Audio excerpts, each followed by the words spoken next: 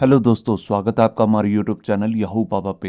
ये हमारा advance JavaScript से रिलेटेड 15 ट्यूटोरियल है और इस वीडियो कोर्स में आप अजैक्स सीखने वाले हैं। देखिए, वीडियो को आगे शुरू करने से पहले मैं आपको एक चीज़ बताना चाहता हूँ कि अजैक्स से रिलेटेड मैंने पूरी एक कंप्लीट सीरीज़ बना रखी है सेपरेटली। आप देख सकते हैं पीएचपी के साथ, जिसमें मैंने आपको रियल लाइफ एग्जाम्पल्स भी समझाए हैं कि हम अजैक्स को वेबसाइट में कैसे कैसे यूज़ कर सकते हैं। तो अगर आप अजैक्स को कम्प्लीटली रियल लाइफ एग्जाम्पल से समझना चाहते हैं तो आप इस प्लेलिस्ट को भी फॉलो कर सकते हैं। मैं इसका लिंक जो है नीचे डिस्क्रिप्शन बॉक्स में दे दूंगा और ऊपर आई बटन पे भी। बस यहाँ पे जो मैंने अजैक्स यूज़ किया है उसके अंदर मैंने यहाँ पर जे क्वेरी का यूज़ किया है, क्योंकि जे क्वेरी की हेल्प से अजैक्स को लगाना काफ़ी ईजी होता है। मगर जो हम इस वीडियो में सीखने वाले हैं वहाँ पर मैं आपको प्योर जावास्क्रिप्ट में कैसे अजैक्स को यूज़ करते हैं वो सिखाने वाला हूँ। तो यहाँ पे ये जितनी भी आपको वीडियोज़ नज़र आ रही हैं, आप जे क्वेरी के पार्ट को हटा के अगर बिल्कुल जावास्क्रिप्ट के साथ ये कोड करना चाहते हैं वो भी कर सकते हैं इस वीडियो की हेल्प से। तो आइए आगे शुरू करते हैं। तो आइए सबसे पहले समझते हैं कि अजैक्स का मतलब क्या है।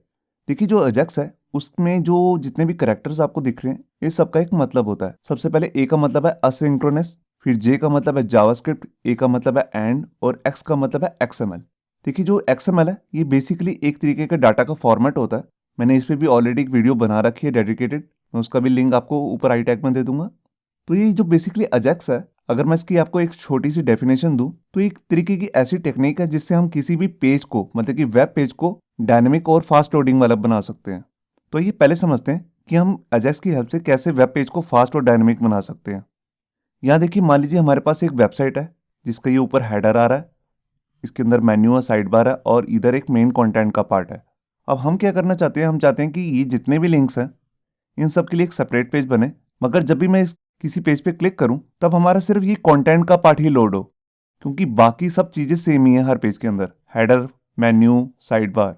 और मैं नहीं चाहता कि बार बार हमारी सीएसएस लोड हो, जावास्क्रिप्ट लोड हो, सिर्फ इतना ही कंटेंट ही चेंज होना है। तो ये सब हम जावास्क्रिप्ट की हेल्प से कर सकते हैं। तो इससे आप समझ सकते हैं कि हमारा वेब पेज कितना फास्ट हो जाएगा, क्योंकि बार बार सीएसएस, जावास्क्रिप्ट, एचटीएमएल लोड नहीं होगी, सिर्फ एक कंटेंट का ही पार्ट लोड होने वाला है। मैं एक एग्जांपल आपको और दिखाता हूँ। मान लीजिए ये साइड बार है और यहाँ पर एक विजेट बना हुआ है लेटेस्ट न्यूज़। अब बेसिकली हम दिखाना क्या चाहते हैं, हम चाहते हैं कि विजिटर जब भी हमारी वेबसाइट पे आए वो कुछ भी रीड कर रहा है और वेबसाइट का जो मेन एडमिन है अगर वो बैकग्राउंड से, मतलब कि एडमिन पैनल से कभी भी एक नई न्यूज़ अपलोड करे तो ऑटोमेटिकली वो यहाँ पर लोड हो जाए बिना पेज के रिफ्रेश हुए। तो ये काम भी हमारा अजैक्स से पॉसिबल है। हम इसे अजैक्स की हेल्प से सिर्फ इतने ही पार्ट को रिफ्रेश करके दोबारा से लोड कर सकते हैं। तो ये अब समझते हैं कि अजैक्स बेसिकली वर्क कैसे करती है। मान लीजिए एक हमारी वेबसाइट का विजिटर है और इधर हमारा सर्वर है। अब वेबसाइट का जो विजिटर है बेसिकली वो रिक्वेस्ट करता है सर्वर से पर्टिकुलर किसी एक पेज के लिए या पर्टिकुलर कोई कंटेंट को लोड करने के लिए। तो उसके रिस्पॉन्ड में सर्वर जो है उसको एक रिस्पॉन्स सेंड करता है। इस रिस्पॉन्ड में कोई फाइल हो सकती है, कोई डाटा हो सकता है जो भी यूजर ने रिक्वेस्ट करी थी सर्वर से। अब इसमें बेसिकली होता क्या है, जब भी सर्वर कोई भी एक रिस्पॉन्स सेंड करता है तो हमारी वेबसाइट का जो पेज होता है वो रिफ्रेश हो जाता है। तभी हम जो सर्वर ने हमारे को रिस्पॉन्ड में हमारे को नई फाइल दी है, टेक्स्ट दिए, हम वो चेंजेस देख सकते हैं। मगर अगर हम यहाँ पे बात करें अजैक्स की तो उस केस में थोड़ा सा डिफरेंस होता है। उस केस में क्या होता है, सीधा सा रिक्वेस्ट सर्वर की साइड पे नहीं जाती है। यहाँ पर हम बीच में यूज करते हैं जावास्क्रिप्ट, और जावास्क्रिप्ट की स्पेशल एक क्लास आती है अजैक्स के लिए, उसको हम कहते हैं एक्सएमएल एचटीटीपी रिक्वेस्ट। इसकी हेल्प से बेसिकली होता क्या है, हमारी जो भी हम रिक्वेस्ट भेजना चाहते हैं सर्वर को वो बैकग्राउंड में जाती है और ये रिक्वेस्ट जो है सर्वर से जाके जो सा भी रिस्पॉन्स है उसको लेकर आ जाती है और विदाउट पेज का रिफ्रेश किए हमें वो कंटेंट भी दिखा देती है। और जो ये कंटेंट होता है ये बेसिकली हमारे पास तीन तरीके के फॉर्मेट में होता है। या तो वो नॉर्मल टेक्स्ट की फाइल होगी, या कोई स्ट्रिंग फॉर्मेट होगा, या फिर एक्सएमएल का डाटा होगा, या फिर जेसन का डाटा। यहाँ पर जेसन क्या होता है, ये भी एक डाटा का एक फॉर्मेट ही होता है। इस पर भी मैंने ऑलरेडी एक वीडियो बनाई हुई है, अगर आप देखना चाहते हैं तो इसका लिंक आपको आई बटन के ऊपर मिल जाएगा। तो यहाँ पे ये जो पूरा प्रोसेस होता है कि यहाँ पर हम रिक्वेस्ट भेजेंगे सर्वर को और सर्वर क्या है उस फाइल को या कंटेंट को प्रोसेस करके रिस्पॉन्स में हमें सेंड करेगा। इसको जब हम XML HTTP रिक्वेस्ट की हेल्प से करते हैं तो ये बेसिकली 5 स्टेप्स में डिवाइड हो जाता है और इन 5 स्टेप्स को जावास्क्रिप्ट के अंदर एक नाम दिया गया है जिसका नाम है रेडी स्टेट। यहाँ पर जो ये रेडी स्टेट नेम है ये आपको हमेशा याद रखना है, क्योंकि इसको ही हम आगे प्रोग्रामिंग में यूज करने वाले हैं। तो इसके अंदर जो 5 स्टेप्स हैं उनको मैं थोड़ा सा डिफाइन कर देता हूँ। इसमें जो पहला स्टेप होता है वो होता है जीरो। जीरो स्टेप क्या होता है, इसमें हम कोई भी रिक्वेस्ट जो है वो इनिशियलाइज नहीं करते, मतलब कि हम कोई भी रिक्वेस्ट नहीं भेजते सर्वर को, ये बिल्कुल न्यूट्रल मोड होता है। इसके बाद आता है स्टेप नंबर 1। इसमें क्या होता है कि हम जो अपना लोकल सिस्टम है और सर्वर का एक कनेक्शन बनाते हैं, मतलब कि उस कनेक्शन को एस्टेब्लिश करते हैं। उसके बाद ही हम कोई भी रिक्वेस्ट भेज सकते हैं जिसको हम सेकंड नंबर पे रखते हैं। और उसके बाद हमारे पास थर्ड स्टेप आता है। उसके अंदर क्या होता है, जो भी हमने रिक्वेस्ट सर्वर को भेजी है, सर्वर उस पर प्रोसेसिंग शुरू कर देता है। और जैसी सर्वर की प्रोसेसिंग कंप्लीट हो जाती है तो उसके बाद हमारे पास लास्ट स्टेप आता है जिसको हम फोर्थ स्टेप कहते हैं। इसमें क्या होता है, रिक्वेस्ट कंप्लीट हो गई है और जो सर्वर है वो लास्ट में हमारे को रिस्पॉन्स सेंड करता है। तो यही इसके पूरे टोटल स्टेप्स होते हैं। इन्हीं स्टेप्स को हम आगे कोडिंग में भी यूज करने वाले हैं। तो वहां पर बेसिकली हम क्या करते हैं, हम इन कोड्स को याद रखते हैं और हर कोड का एक मतलब होता है। जैसे अगर मैं कहूँ रेडी स्टेट 2 है तो इसका मतलब है रिक्वेस्ट रिसीव, मतलब कि सर्वर को रिक्वेस्ट जा चुकी है। और अगर मैं कहूँ रेडी स्टेट 4 तो इसका मतलब है सर्वर ने रिस्पॉन्स को सेंड कर दिया है। अब इसके बाद हम बात करते हैं कि जो भी सर्वर हमारे को रिस्पॉन्स सेंड करता है उसमें हमारे को क्या क्या मिलता है। देखिए उसके अंदर बेसिकली हमारे को दो चीजें मिलती हैं, एक होता है स्टेटस और दूसरा होता है रिस्पॉन्स टेक्स्ट। देखिए अगर हमने यहाँ पर रिक्वेस्ट जो है टेक्स्ट के लिए की थी तो वो रिस्पॉन्स में आएगा टेक्स्ट, और अगर हमने यहाँ पर रिस्पॉन्स में XML की रिक्वेस्ट की है तो यहाँ पर हमारे को रिस्पॉन्स में मिलेगा रिस्पॉन्स XML। तो ये दोनों बेसिकली जावास्क्रिप्ट की प्रॉपर्टीज हैं जिसको हम कोड के अंदर यूज करते हैं। या तो हम रिस्पॉन्स टेक्स्ट लिखेंगे अगर हमारे को टेक्स्ट मिलने वाला है, या फिर हम लिखेंगे रिस्पॉन्स XML अगर हमारे को रिस्पॉन्स में XML मिलने वाली है। और जहां तक हम बात करें स्टेटस की, तो स्टेटस बेसिकली क्या होता है, एक तरीके का कोड होता है जो हमारे को ये बताता है कि जो भी हमारा रिस्पॉन्स आया है क्या वो प्रॉपर आया है कि नहीं। तो बेसिकली इसके अंदर 3 कोड आते हैं। सबसे पहला है 200, फिर है 403 और लास्ट में 404। ये जितने भी कोड्स होते हैं इन सबका एक मतलब होता है। 200 का मतलब है ओके, मतलब कि जो सी चीज आपने रिक्वेस्ट करी थी सर्वर ने उसी का रिस्पॉन्ड किया है। इसके बाद है 403, इसका मतलब कि सर्वर जो है रिस्पॉन्ड नहीं कर रहा है, किसी वजह से उसमें गड़बड़ आ चुकी है जिसकी वजह से वो रिस्पॉन्ड नहीं कर रहा है। या लास्ट हो सकता है 404, इसका मतलब है कि जो भी हमने यहाँ पर फाइल को रिक्वेस्ट करी थी वो फाइल सर्वर को मिली ही नहीं है अपने अंदर। ये जो स्टेटस कोड है 3 मैंने आपको दिखाए, ये सिर्फ 3 ही नहीं है, इसके अलावा भी बहुत सारे स्टेटस कोड आते हैं जिन सबका अलग अलग मतलब होता है। मेनली यही 3 यूज होते हैं। अगर आप ज़्यादा की डिटेल लेना चाहते हैं तो आप गूगल पे सर्च कर सकते हैं HTTP स्टेटस कोड, तो वहां पर आपको बहुत बड़ी लिस्ट मिल जाएगी जहां पर आपको ये पता लग जाएगा कि हर कोड का क्या मतलब होता है। अब यहाँ पे हमारे को पता लग चुका है कि अजैक्स जो है बेसिकली वर्क कैसे करता है। अब हम इसके बाद देखते हैं कि जावास्क्रिप्ट के अंदर अजैक्स का कोड करने का क्या तरीका है। देखिए सबसे पहले जो हमारे पास यहाँ पे मैंने आपको क्लास दिखाई है XML HTTP रिक्वेस्ट, उसका हम यहाँ पे एक ऑब्जेक्ट बनाएंगे। ये ऑब्जेक्ट क्या होता है और क्लासेस क्या होती हैं ये हम अपनी पिछली वीडियोस में देख चुके हैं जहां पर मैंने ऊप्स के बारे में आपको बताया था। तो ये हमारा जो मैंने एक वेरिएबल लिया है, आप वेरिएबल का नाम कुछ भी ले सकते हैं, मैंने लिया X HTTP और इसको एक ऑब्जेक्ट बना दिया इस वाली क्लास का जिसका नाम है XML HTTP रिक्वेस्ट।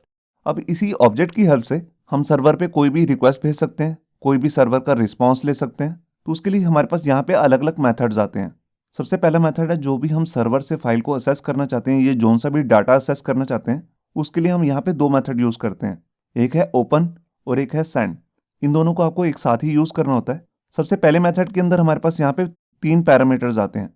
सबसे पहला पैरामीटर होता है मेथड, दूसरा होता है फाइल का नेम जिसको भी आप असेस करना चाहते हैं, तीसरा होता है उसका असेंस मोड। इन तीनों को मैं जरा आपको डिफाइन कर देता हूँ।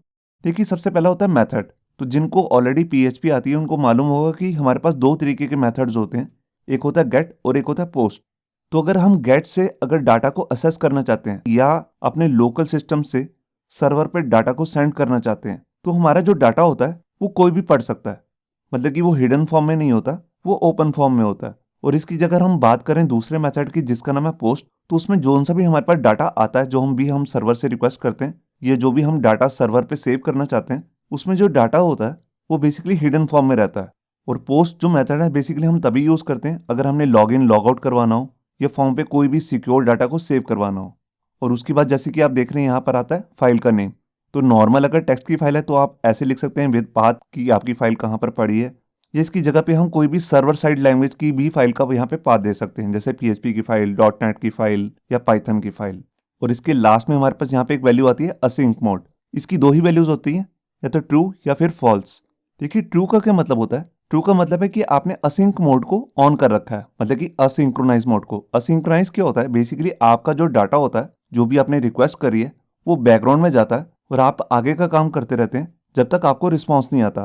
तो इसकी हेल्प से आपका आगे का काम भी नहीं रुकता है। और अगर आप इसकी वैल्यू को फॉल्स कर देंगे तब क्या होगा, आपके आगे का कोड नहीं चलेगा, वो तब तक नहीं चलेगा जब तक सर्वर जो है उसका रिस्पॉन्स नहीं देता जो भी आपने रिक्वेस्ट करी है। तो मेरा सजेशन यही है कि इसकी वैल्यू को हमेशा ट्रू रखना चाहिए, तभी आप अजैक्स की सही पावर का यूज कर सकते हैं। तो ये था हमारा ओपन मेथड, जिसकी हेल्प से आप यहाँ पर फाइल बता देते हैं, जो फाइल आप सर्वर से असेस करना चाहते हैं, और ये रिक्वेस्ट को सेंड करने के लिए हम यहाँ पे दूसरा मेथड यूज़ करते हैं जिसका नाम है सेंड। इसी की हेल्प से हमारा जो ये रिक्वेस्ट है ये सर्वर को सेंड हो जाती है। और इसके अलावा हम यहाँ पे एक चीज़ और भी करते रहते हैं, वो ये है कि हम अपने रेडी स्टेट को हमेशा चेक करते रहते हैं। रेडी स्टेट क्या है? जो मैंने आपको 5 स्टेप्स बताए हैं, उन्हीं स्टेप्स को, जिसकी हेल्प से हमें ये पता लग जाता है कि सर्वर का रिस्पॉन्स आया है कि नहीं। और जैसे ही सर्वर का रिस्पॉन्स आ जाता है तो हम उसे अपनी HTML के अंदर कहीं पर भी सेट कर सकते हैं।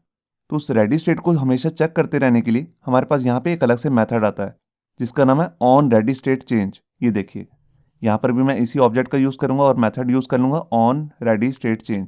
ये एक तरीके का इवेंट का काम करता है, मतलब कि जैसे जैसे हमारी रेडी स्टेट के स्टेप्स चेंज होंगे 0 से लेकर 4 तक, तब तक ये ऑटोमेटिकली ये वाला फंक्शन जो है ये अपने आप रन होता रहेगा, और इसके अंदर जोन सा भी कोड होगा उसको हम परफॉर्म कर सकते हैं हर स्टेप पे। तो इस फंक्शन के अंदर बेसिकली हम करते क्या है, हम हमेशा एक कंडीशन को चेक करते हैं कि सर्वर का रिस्पॉन्स आया है कि नहीं। तो उसको चेक करने के लिए हम इस तरीके से लिख सकते हैं if this dot ready state 4। जैसे कि मैंने आपको दिखाया था 0 से लेकर 4 तक अलग अलग रेडी स्टेट थी।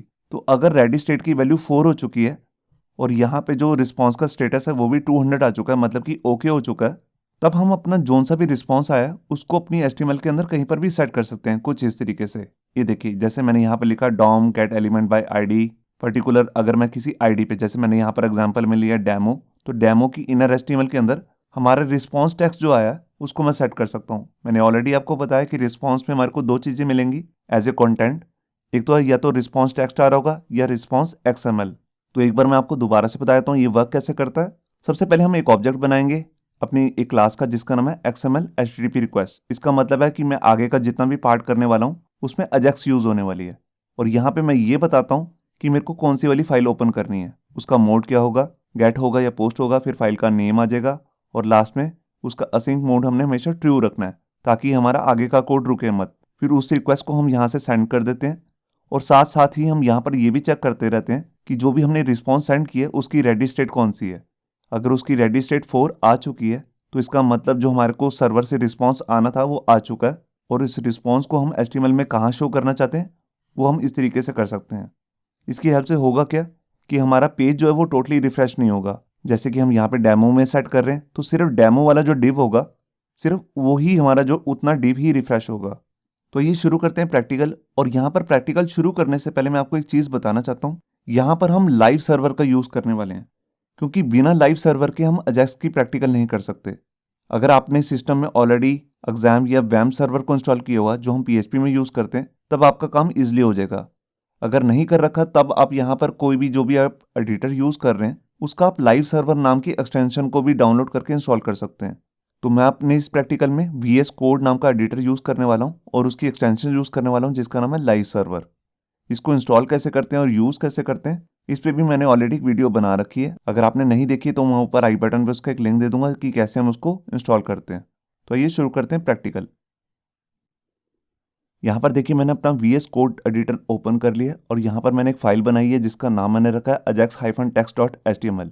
और यहाँ पर मैं ajax की हेल्प से एक टेक्स्ट फाइल को लोड करने वाला हूँ जो मैंने यहाँ पर कंटेंट फोल्डर के अंदर रखी हुई है जिसका नाम है readme.txt। यहाँ पे आप देख भी सकते हैं, ये देखिए इसके अंदर टेक्स्ट पे लिखा हुआ है hello this is text file. तो इसी को मैं यहाँ पे लोड करने वाला हूँ। और यहाँ पे देखिए, यहाँ पर बॉडी टैग के अंदर मैंने एक पैराग्राफ लिया है जिसपे ID भी लगा हुआ demo here we load data. ये देखिए, तो यहाँ पर मैं बेसिकली एक बटन बना लेता हूँ। तो यहाँ मैं बेसिकली करने के वाला हूँ, यहाँ पर मैं चाहता हूँ कि जैसे मैं इस बटन पे क्लिक करूँ तो अजेक्स की हेल्प से जो भी हमारा इस वाली फाइल के अंदर जितना भी डाटा है वो हमारे को यहाँ पर रिस्पॉन्स में मिलेगा, उसको हम यहाँ पर इस पैराग्राफ के अंदर सेट कर देंगे। इस पुराने वाले टेक्स्ट को हटा देंगे और नया वाला टेक्स्ट को सेट कर देंगे। तो यहाँ पर बटन में मैं लिख देता हूँ क्लिक, और यहाँ पर मैं एक इवेंट को यूज़ करने वाला हूँ ऑन क्लिक। और ऑन क्लिक पे मैं क्या करने वाला हूँ, एक फंक्शन को यूज़ करने वाला हूँ जिसका नाम मैं रख लेता हूँ जैसे लोड डाटा। ये देखिए, तो यहाँ पे मैंने फाइल को सेव किया और ये देखिए ये हमारा यहाँ पर आप देख रहे हैं एक बटन आ चुका है। अब मैं इसी के क्लिक पर यहाँ पर लोड करूँगा एक डाटा। तो सबसे पहले मैं यहाँ पे क्या करता हूँ, यहाँ पर अपना स्क्रिप्ट टैग लगा लेता हूँ और इसके अंदर मैं क्या करता हूँ एक फंक्शन बना लेता हूँ जिसका नाम मैं रख रहा हूँ लोड डाटा। ये देखिए, अब जैसे कि मैंने आपको बताया सबसे पहले हमारे को यहाँ पे एक ऑब्जेक्ट बनाना है XML HTTP रिक्वेस्ट नाम की क्लास का। तो उसके लिए मैं यहाँ पर एक वेरिएबल ले लेता हूँ और वेरिएबल को एक नेम देता हूँ जैसे XHTTP। आप नेम कुछ भी ले सकते हैं। फिर उसके बाद न्यू XML HTTP रिक्वेस्ट। अब इसको मैं यहाँ पर सबसे पहले इस फाइल को ओपन करूँगा। तो उसके लिए मैं अपना ऑब्जेक्ट लिख लेता हूँ XHTTP। उसके बाद मैं यहाँ पर अपना ओपन मेथड यूज़ करूँगा और इसके अंदर सबसे पहले मेरे को बताना है मेथड कौन से यूज़ करने वाला हूँ। तो मैं यहाँ पे यूज़ करने वाला हूँ गेट मेथड। फिर उसके बाद मैं यहाँ पे बताता हूँ कि मैं कौन सी वाली फाइल से डाटा को रिट्रीव करना चाहता हूँ। तो जो सी भी फाइल है उसका मेरे को यहाँ पे प्रॉपर पाथ देना है। तो हमारा जो फोल्डर है उसका नाम है कंटेंट। उसके अंदर जो फाइल पड़ी है उसका नाम है readme.txt। ये देखिए, इसके बाद हमारे पास यहाँ पे थर्ड पैरामीटर आएगा कि जोन सा भी हम यहाँ पे डाटा रिट्रीव करने वाले हैं वो असिंक्रोनस मोड में करना है या सिंक्रोनस मोड में। तो असिंक्रोनस में करना तो यहाँ पे आपको लिखना है ट्रू, और अगर आप इसको सिंक मोड में करना चाहते हैं तब यहाँ पर आप फॉल्स कर देंगे। तो मैंने आपसे पहले ही कहा है कि इसको हमेशा आपने ट्रू ही रखना है ताकि आपका कोड कहीं पर भी रुके मत। और इसके बाद इस रिक्वेस्ट को सेंड करने के लिए हम मेथड यूज़ करेंगे .send। ये देखिए, तो यहाँ से जो हमारी रिक्वेस्ट है वो सर्वर के पास चली जाएगी। अब सर्वर के पास अगर चली जाएगी तो वहाँ से एक रिस्पॉन्स भी आएगा। तो उस रिस्पॉन्स को शो करने के लिए मैं यहाँ पे एक कोड करूँगा जहाँ पर मैं सबसे पहले ये चेक करूँगा हमेशा कि हमारा जो रिक्वेस्ट है वो कौन सी स्टेज पे पहुँची है। तो उसके लिए हमारे पास यहाँ पे फंक्शन आता है ऑन रेडी स्टेट चेंज। तो देखिए, उसके लिए मैं यहाँ पर अपना ऑब्जेक्ट ले लेता हूँ ऑन रेडी स्टेट चेंज। उसके बाद मैं यहाँ पर अपना फंक्शन बना लेता हूँ। ये देखिए, कुछ इस तरीके से जैसे जैसे हमारी जो स्टेट है रेडी स्टेट वो चेंज होगी, ऑटोमेटिकली ये वाला जो फंक्शन है ये रन होता रहेगा। और इसके अंदर मुझे क्या करना है, मेरे को यहाँ पर चेक करना है कि रिस्पॉन्स आया है कि नहीं। तो रिस्पॉन्स कब आएगा, जब रेडी स्टेट की वैल्यू 4 हो जाएगी। तो उसके लिए मैं यहाँ पर लिखता हूँ दिस का मतलब है हमारा XHTTP ऑब्जेक्ट। तो उसी के लिए मैं बात कर रहा हूँ। तो यहाँ पर मैं लिख रहा हूँ this dot ready state equals to 4। ये देखिए, इसी के साथ मैं दूसरी भी वैल्यू लगा लेता हूँ यहाँ पे स्टेटस को चेक करने के लिए। तो यहाँ पे मैंने लिखा this dot status is equal to 200। 200 का मतलब होता है कि जोन सी भी हमने रिक्वेस्ट करी थी फाइल की वही एग्जैक्ट फाइल अगर हमारे पास आ जाएगी तब हम इस कंडीशन के अंदर आ जाएंगे। ये देखिए, और यहाँ पर आकर करना क्या है, मैं अभी जोन सा भी रिस्पॉन्स आने वाला है सर्वर से उसको मैं कंसोल में आपको चेक कराता हूँ। console.log और यहाँ पर मैं जोन सा भी रिस्पॉन्स टेक्स्ट आने वाला है उसके लिए लिखूंगा दिस डॉट, हमारे पास यहाँ पे एक प्रॉपर्टी आती है जिसे हम कहते हैं रिस्पॉन्स टेक्स्ट। ये देखिए, तो ये हमारा पूरा जो अजैक्स का कोड है वो हो चुका है। मैं एक बार आपको समझाता हूँ। देखिए, इस बटन पे क्लिक करेंगे हम तो ये वाला फंक्शन रन हो जाएगा।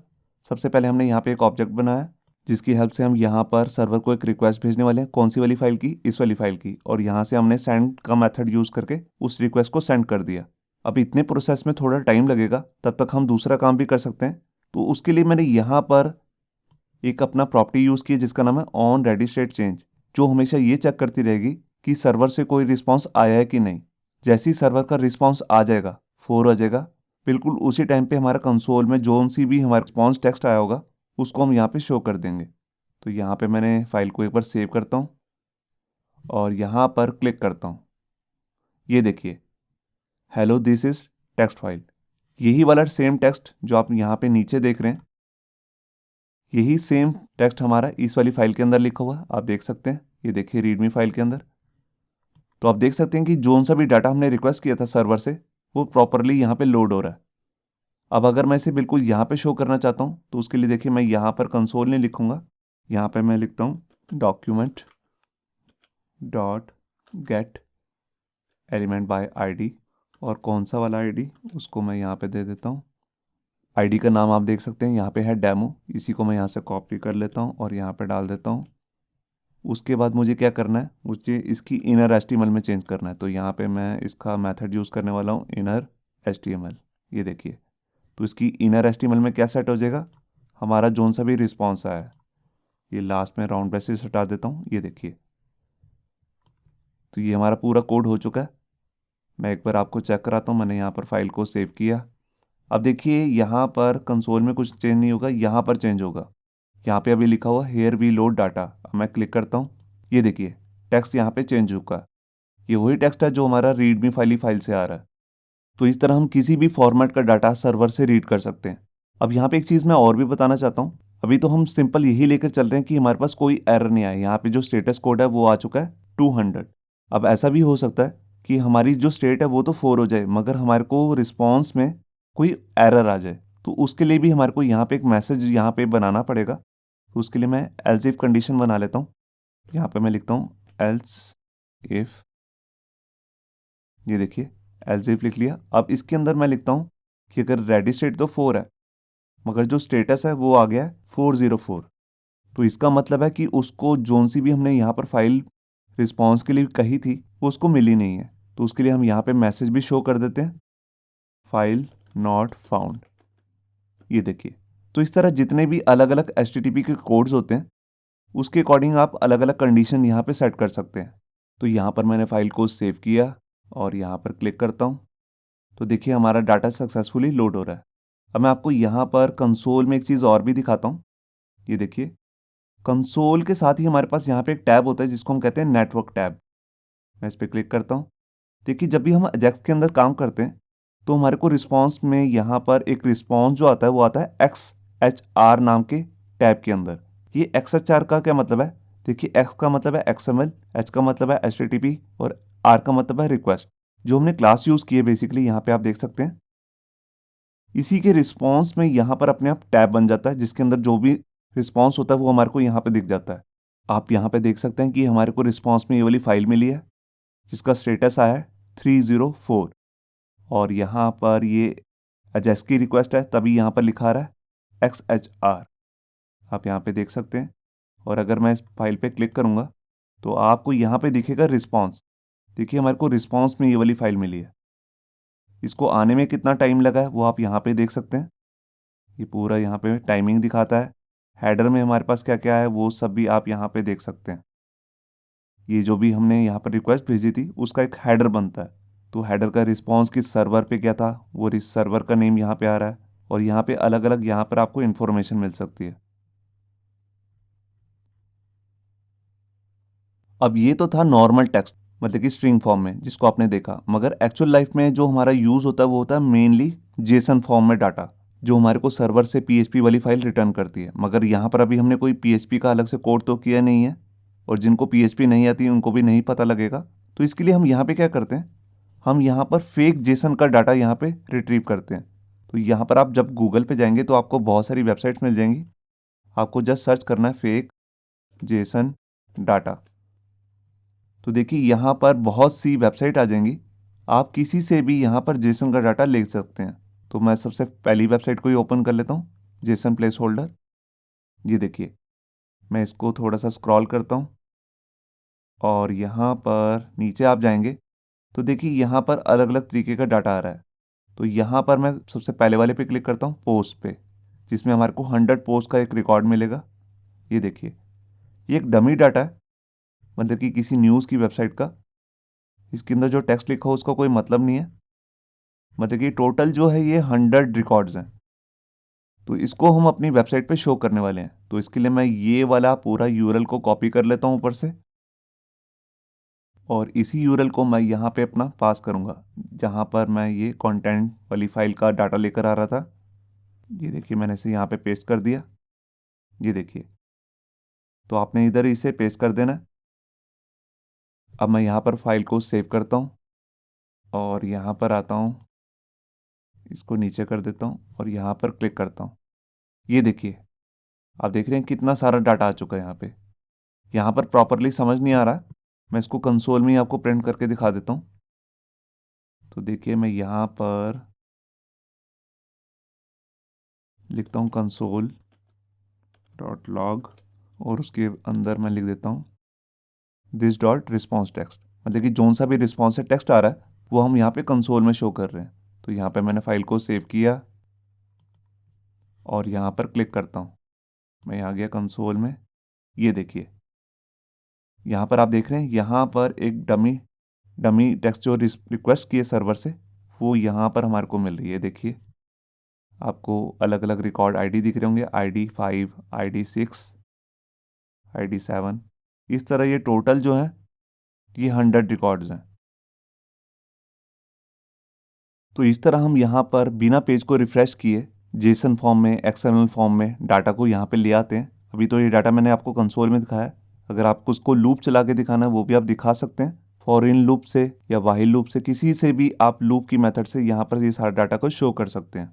और यहाँ पे एक इम्पॉर्टेंट बात मैं आपको और भी बताना चाहता हूँ, ये जो अजैक्स का ये फॉर्मेट है, ये जो मेथड है XHTML रिक्वेस्ट, ये कोई नया मेथड नहीं है, ना कोई ES6 वर्जन के अंदर आया है।